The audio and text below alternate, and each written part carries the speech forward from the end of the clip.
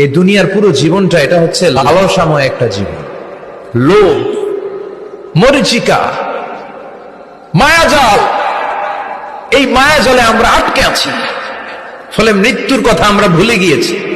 পাগলের মতো ছুটছি, আরো টাকা লাগবে, আরো খ্যাতি লাগবে, আরো যশ লাগবে, আরো দাপট লাগবে। আমার এত টাকা দিয়ে কি হবে?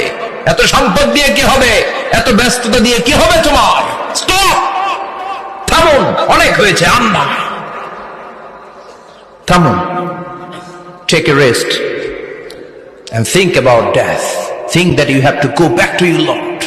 একটু বসেন না, একটু ভাবেন যে আমাকে চলে যেতে হবে, চলে যেতে হবে। এই কোলাহল, এই ব্যস্ততা, এগুলো থাকবে, থাকবো না আমি।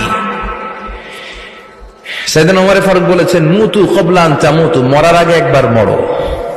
হাসিবু ক্বাবলা আন তুহাসাবু আলাইকুম, তোমার হিসাব নেওয়ার আগে তুমি একবার নিজের হিসাবটা করো না।